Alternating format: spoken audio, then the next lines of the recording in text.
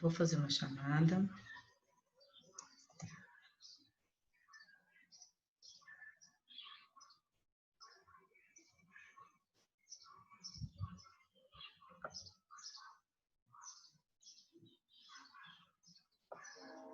Nós vamos fazer alguns exercícios juntos.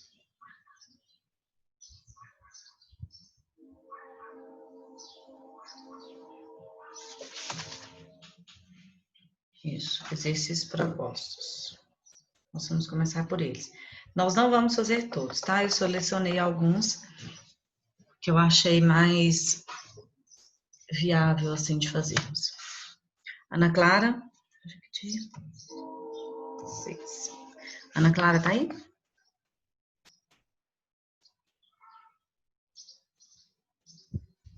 Ana Caroline. Augusto. Presente. Camille. Presente.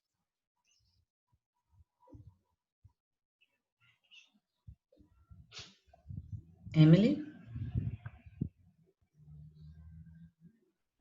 Enzo. Presente.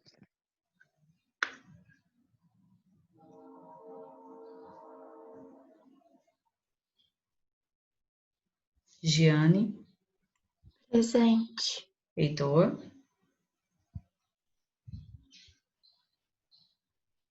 João Gabriel.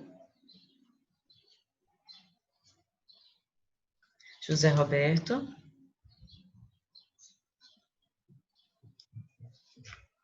Júlia. Presente. Juliana. Caroline. Presente. Casey. Maria Cecília. Olávio. Presente. Pedro. Maria tá no chat, ô Maria Lúcia. Ah, tá. Obrigada, viu? Presente. Raul. Deixa eu abrir o chat.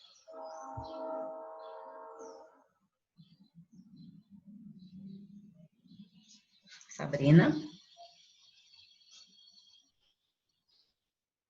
Thales. Presente. Tainá. Vitória. Presente. Isso. Se mais alguém chegar, a gente vai colocando. Maria Lúcia, cheguei agora. Ana Caroline? Isso. Ok. Vamos lá, pessoal. Página 117 do livro, por favor.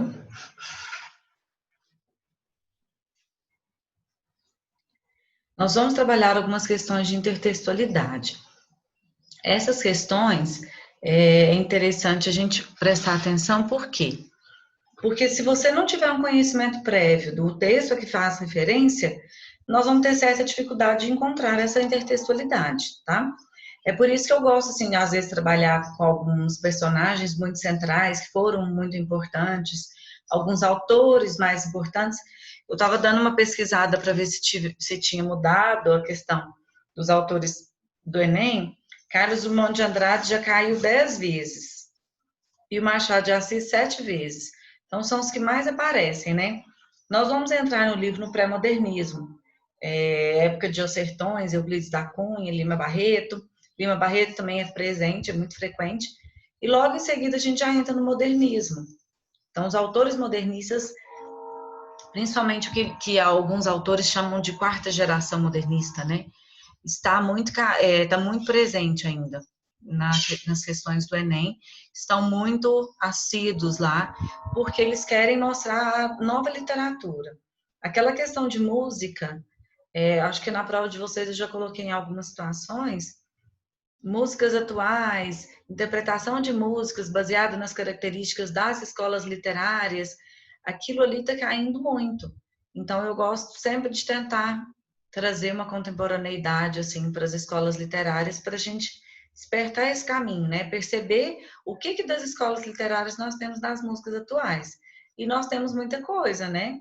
tanto das figuras de linguagem, quanto das funções da linguagem e quanto das escolas literárias. São 3 aspectos muito presentes na música brasileira. Não falo música popular, mas na música geral brasileira, né? Tem muita coisa para a gente trabalhar aí. Vamos lá? Questão 1. Essa aqui.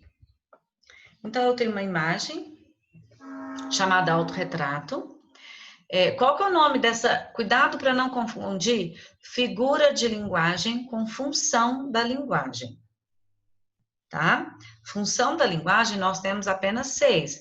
A emotiva, a metalinguística, a poética, a função fática. Então, cuidado para não confundir.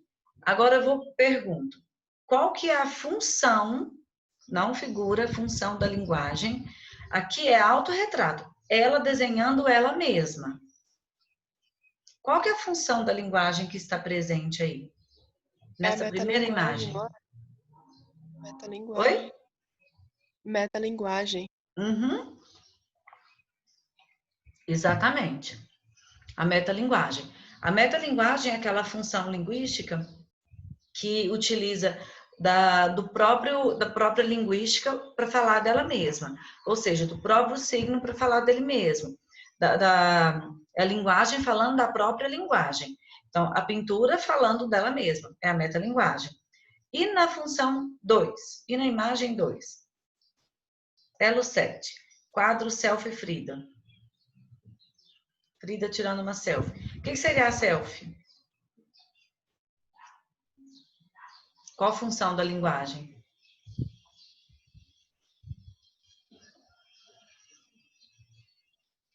Você tira uma foto de você mesmo.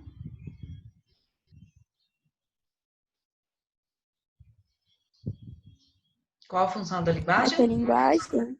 A metalinguagem também. Tá? Então, os 2 textos se valem da metalinguagem para se ter sentido. Vamos lá? Giane, começa a leitura para nós da pergunta e das alternativas. Ao observarmos as imagens 1 e 2, percebemos uma relação dialógica entre elas, pois as duas enfocam o ato de se autorretratar, porém por meio de diferentes recursos tecnológicos. B. A imagem 2 retoma a 1 no intuito de satirizar a ação de se retratar em uma tela. C. A imagem 2 estabelece com a 1 uma relação de paráfrase, através de uma representação irônica. D. As duas estabelecem uma relação de intertextualidade explícita, já que a imagem 1 é a fonte explícita da 2. E. A imagem 2 é uma paródia, uma vez que se apropria da 1 para se opor a ela. Vamos lembrar aqui alguns termos que foram colocados nessas alternativas. Primeiro, lá na letra C fala assim, a imagem 2 estabelece em 1 a relação de paráfrase. O que é uma paráfrase? O que é parafrasear alguma coisa, um texto?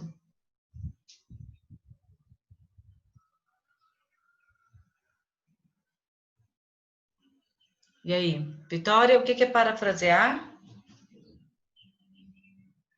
Quando eu digo, entrego um texto para você e diga, faça paráfrase desse texto. O que você vai fazer?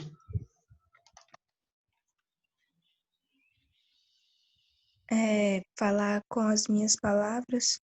Exatamente. Então, é recontar, reescrever de forma personalizada, de forma individual. E o que é, lá na letra E, uma paródia?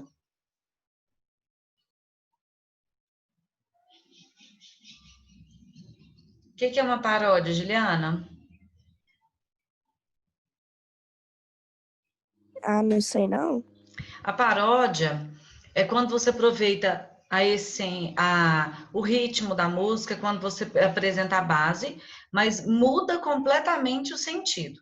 Na paráfrase, você deve permanecer com o sentido do texto original. Na paródia, você muda completamente o sentido.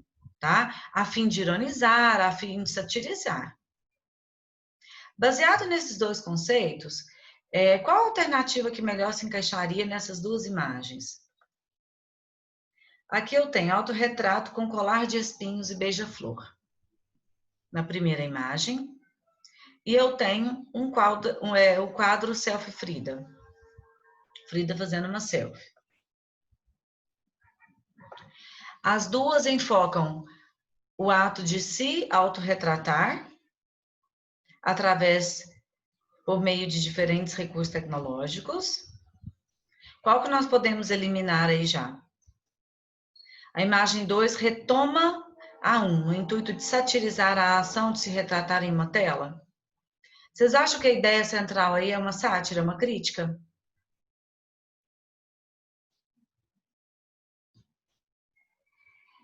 Ou é um retrato social mesmo? Qual que é o uma intuito crítica, discursivo né? desses dois textos? Crítica Crítica sobre o quê? sobre as redes sociais, o excesso, eu acho. Na 2 ou na 1? Ou nas duas? Na 2 e na 1. Peraí. E na 1? Na 2 eu sei que tá criticando a rede social, né? Porque é a imagem da Frida tirando uma foto. É uma Frida Ou seja, modernizada, né? E é essa poesia, eu não entendo poesia direito, mas eu não. Olha só. Vamos na letra B. A imagem 2 retoma a 1, no intuito de satirizar a ação de se retratar uma tela. Na 2, não está retratando uma tela, ela está se autorretratando. Então, ele não vai criticar. Claro que seria uma nova pintura, né? Porque a pintura você antes tinha que usar o pincel e a tinta, agora você usa o celular. Na letra C, a imagem 2 estabelece com a 1 uma relação de paráfrase, através de uma representação irônica. A paráfrase é quando você utiliza a mesma ideia recontada com a sua forma, com a sua particularidade. Aqui está utilizando a mesma ideia de se autopintar. Aqui não está se utilizando a mesma ideia, né? Mudou-se o recurso. Antes pintava com o pincel e a tinta, e agora pinta-se com o celular. Então, a ideia aí é uma forma diferente, né? Letra D. As duas estabelecem uma relação de intertextualidade explícita, já que a imagem 1 é a fonte explícita da imagem 2. Quando a gente fala a imagem 1 é a fonte explícita da imagem, seria o ponto de referência. Vocês acham que a imagem 2 é o ponto de serve como, pega a imagem 1 como ponto de referência? A imagem 1 é a fonte explícita da imagem 2? É nítido, qualquer um perceberia que essa imagem é parecida com essa. Vocês acham que essa relação é muito próxima, assim?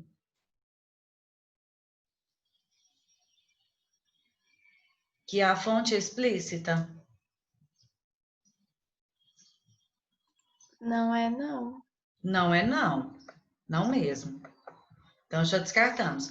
Letra E. A imagem 2 é uma paródia, uma vez que se apropria da 1 para se opor a ela. É uma oposição?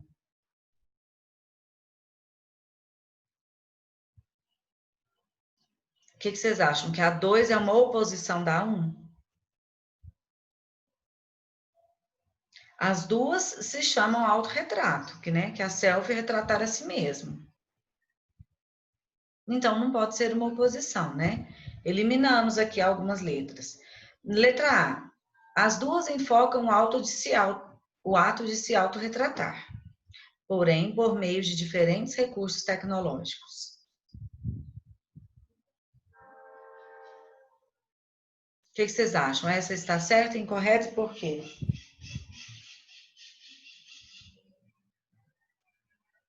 Eu utilizar o pincel e a tinta é um recurso tecnológico?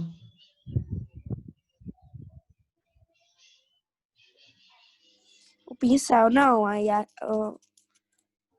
porque a tinta era tipo uma coisa mais antiga, né? E agora a imagem da Frida foi feita pelo celular, ou seja, uma coisa mais moderna.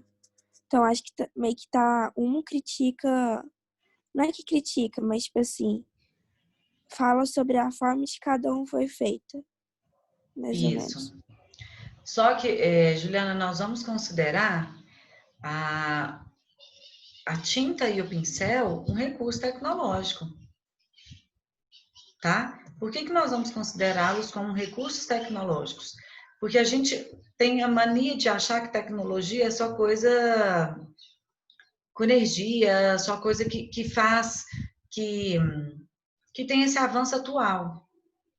Mas para aquela época, o pincel, a tela, o tecido que se apropria da tinta e que forma aquela mistura, aquilo ali é uma tecnologia, aquilo ali houve um estudo para aquilo.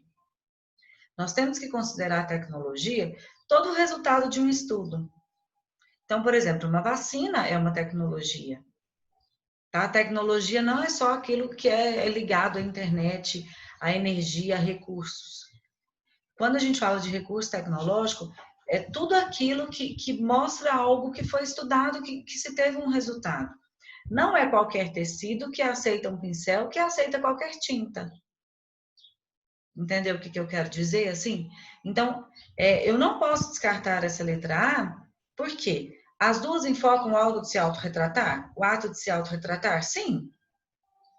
As duas estão autorretratando. E as duas utilizam meios diferentes de recursos tecnológicos? Sim. A primeira utiliza o pincel, a tela, a tinta, e a segunda utiliza o celular. São meios diferentes de se ter o mesmo resultado, que é o autorretrato. Tá? Vamos agora na letra B. A imagem 2 retoma a 1 no intuito de satirizar a ação de se retratar em uma tela. Aqui, não está satirizando a ação de se retratar em uma tela.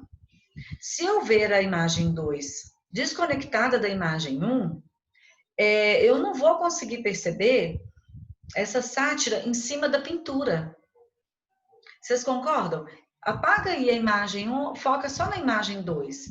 Você consegue perceber a sátira em cima de uma pintura? Ela não é nítida, essa sátira. Aqui eu tenho porque as duas estão relacionadas. Então, eu não posso considerar a imagem 2 como uma sátira da 1, uma vez que elas são desconectadas. Para ser intertextualidade, eu tenho que perceber esse foco, elas mesmas, sem a outra. O texto que é intertextual, o texto que se baseia em uma referência, ele deve ser percebido independentemente de onde ele é publicado. Tá? Seja num recurso publicitário, seja num recurso literário, eu não consigo perceber a relação entre as duas. Se você vir apenas a imagem 2, você não consegue fazer essa ligação de intertextualidade entre elas. Tá?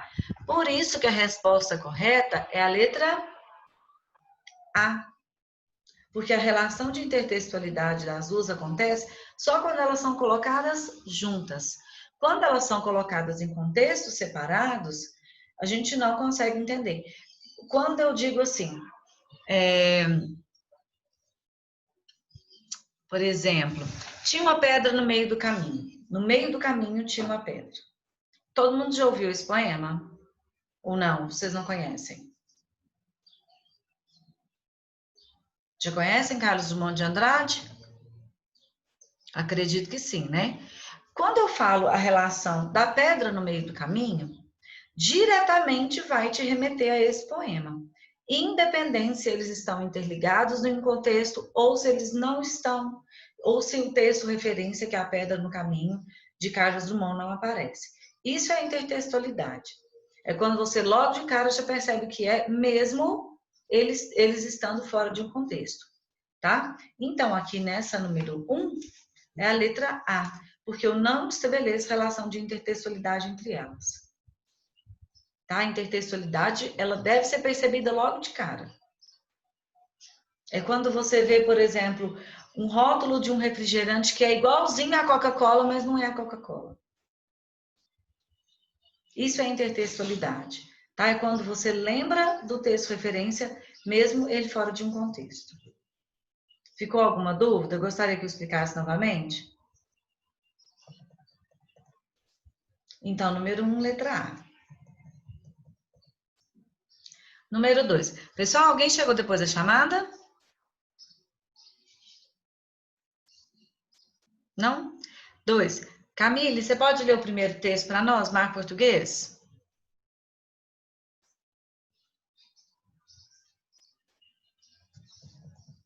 Posso, Maria Lúcia? Então, vamos lá. Põe minha. A2? Isso. Ô mar salgado, quando do teu sal são lágrimas de Portugal, por ti cruzarmos quando mães choraram. Quantos filhos em vão rezaram, quantas noivas ficaram por casar, para que fosses nosso, ô mar. Valeu a pena? Tudo vale a pena, se a alma não é pequena. Quem quer passar além do bojador, tem que passar além da dor. Deus, ao mar, o perigo e o abismo deu, mas nele é que o espelho o céu. Olha só, aqui é um poema de Fernando Pessoa. Acredito que vocês também já tenham estudado. Ele pertence ao modernismo português.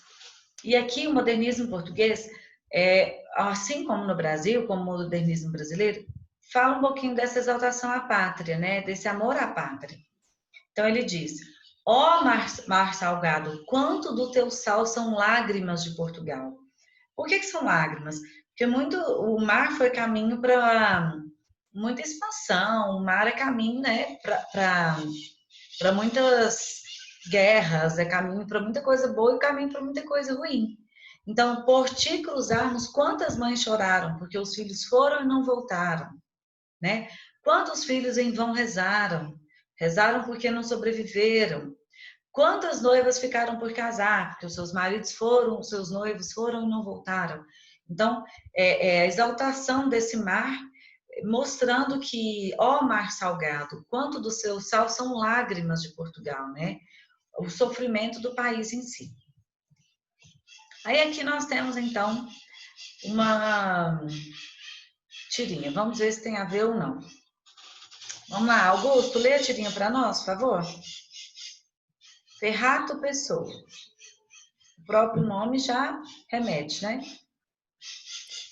Calma, com o problema se a conta não é pequena. Sempre tenho pena se a galinha não é pequena. O vale tudo não vale a pena se a luta não é pequena. Diacho, uma hora sai algo que presta. Então, olha só. Aqui é o Ferrato Pessoa, o próprio nome já nos remete ao Fernando Pessoa, né? Se a gente faz essa referência diretamente, eu posso chamar isso de intertextualidade ou não? Ferrato Pessoa, quem você lembraria de cara? O Fernando Pessoa. Então, quando a gente já tem essa referência direta, isso é uma intertextualidade, tá? Agora, olha só. Vamos nos prender isso aqui. Tudo vale a pena se a alma não é pequena. Tudo vale a pena se a alma não é pequena. Calma com o problema se a conta não é pequena. Sempre tenho pena se a galinha não é pequena. Tá vendo a relação? O próprio nome, né, do personagem aí, Ferrato Pessoa, já faz uma relação direta a Fernando Pessoa.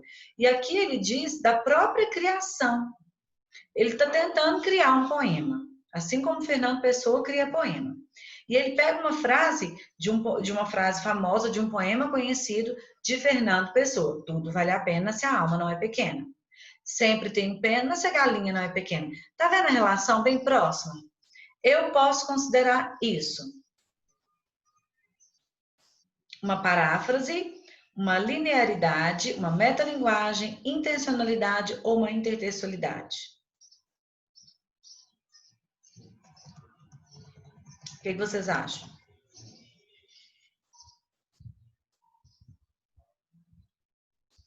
Essa relação de Ferrato Pessoa, dirigindo-se diretamente a Fernando Pessoa. Tudo vale a pena se a alma não é pequena. Isso é uma relação de quê? Paráfrase, metalinguagem, linearidade, intertextualidade.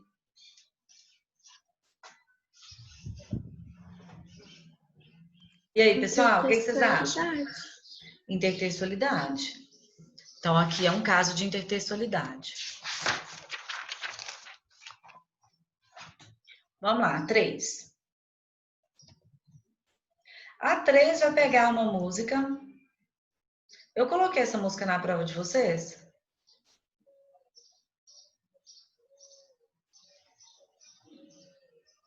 Coloquei? Foi aquela do Renato Russo. Não. Então, eu coloquei na do segundo.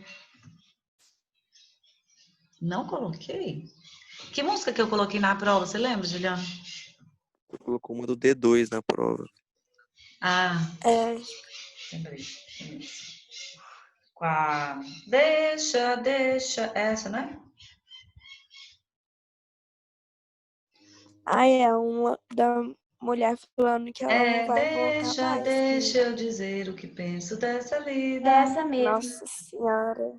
É essa mesmo. Eu adoro musiquinha, vocês já viram, né? Que vira e mexe eu apareço com uma música. Vamos lá. E aqui, essa aqui, gente, eu coloquei em a prova de alguém. Ah, deve ter sido do primeiro ano, né? O amor é fogo que arde sem se ver, que é Camões. Onde eu contei a resposta. Eu devo ter colocado na prova do primeiro ano, então. Vamos lá. Ainda que eu falasse a língua dos homens e falasse a língua dos anjos, sem amor eu nada seria. Eu vou me prender, por causa do tempo,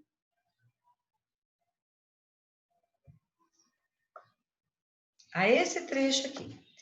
O amor é fogo que arde sem se ver, é ferida que dói e não se sente, é um contentamento descontente, é dor que desatina sem doer.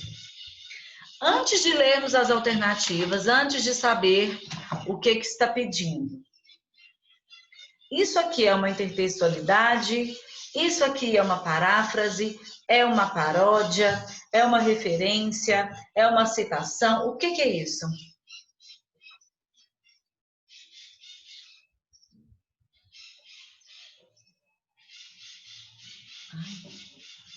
Me ficou. O que é isso, gente? Só esse trecho, por exemplo. Se eu tivesse que analisar só esse trecho, é claro que vou ter que analisar a música inteira, mas só esse trecho. Amor é fogo que arde sem se ver. Se você abrir lá na página 119,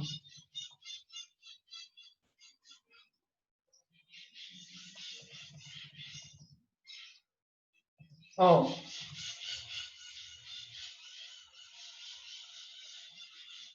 amor é fogo que arde sem se ver, é ferida que dói e não se sente, é um contentamento descontente, é dor que desatina sem doer. Tem algo de diferente aí?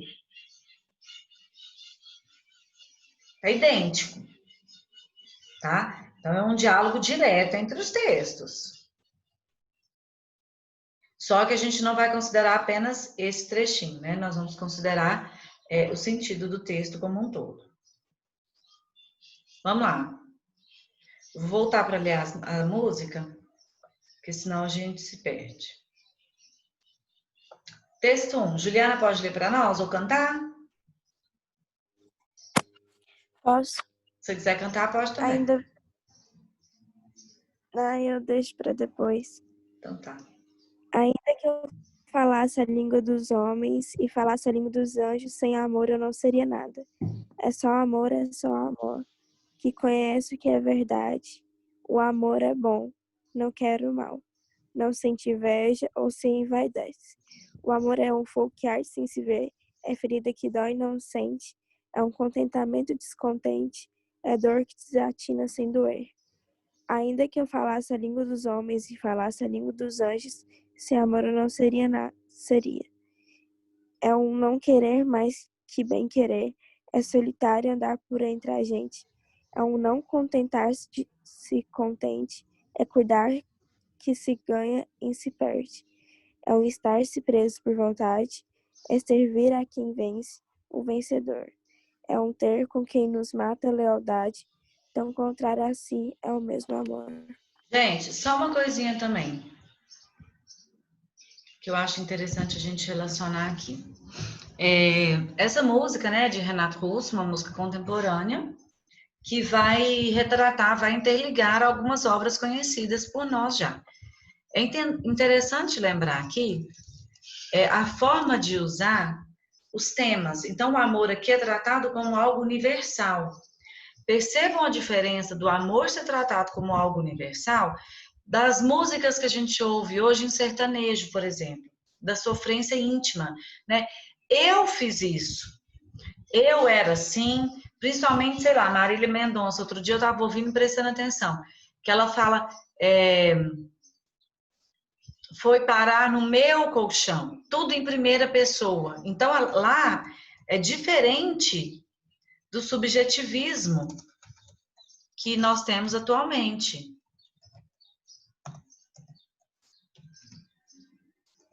Subjetivismo. Isso. Então, olha só, nós temos o amor sendo tratado como um tema universal. Amor é fogo que arde sem se ver. A pessoa aqui, ó, olha a última estrofe. É estar-se preso por vontade. Eu tenho vontade de estar preso, como se você estivesse numa batalha, né?